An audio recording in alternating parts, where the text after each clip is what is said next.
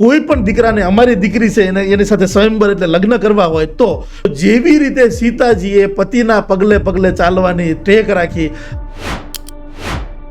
જનક મહેલ અમે શા માટે રાખ્યો? જનક મહેલ રાખવાનું બે કારણ હતા. એક,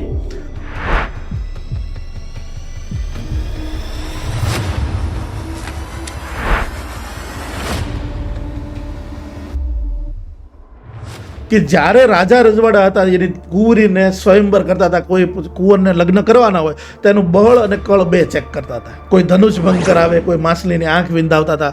તો અત્યારે તો અમારી પાસે ધનુષ નથી અને અમારી પાસે માછલી નથી કે અમારે બળ કોઈને ચેક કરવાના છે અને કોઈને ધનુષ ભંગાવી તો અત્યારના છોકરા તોડીએ કેમ નથી, તો અમે એની સામે ધનુષ ભંગ લાવ્યા છીએ. કોઈ પણ દીકરાને અમારી દીકરી છે એની સાથે સ્વયંવર એટલે લગ્ન કરવા હોય તો પહેલા એની પાસે જે છે એમાં પ્રૂવ કરવું પડે. એટલે પહેલું ધનુષ ભંગ થયું, એની સાતબારની નકલ આપવાની, દસ્તાવેજ આપવાની, એ ધનુષ ભંગ થયું અને એમાંથી પસાર થાય.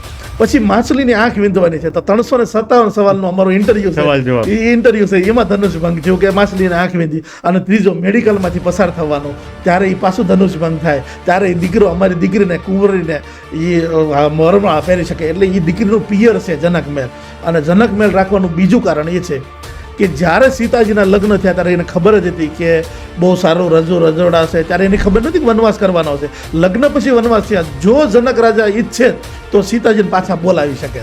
જેવી રીતે સીતાજીએ પતિના પગલે પગલે ચાલવાની ટેક રાખી અને વનવાસ કર્યો, એવી રીતે આ જનક મહેલમાંથી જેટલી પણ દીકરીઓ જાય એક મેસેજ લે કે હું મારા પતિના પગલે પગલે ચાલીશ, એટલા માટે કે હું લાઈફલાઈન યુનાઇટેડની દીકરી છું અને મારું પિયર જનક મહેલ છે. આખા વિશ્વની અંદર કોઈ પણ જગ્યાએ દીકરી હોય, એ ચાહે જુનાગઢની હોય, એ કેનેડા રહેતી હોય, એના લગ્ન તો જનક મહેલમાં જ લખાય છે આજ સુધીમાં.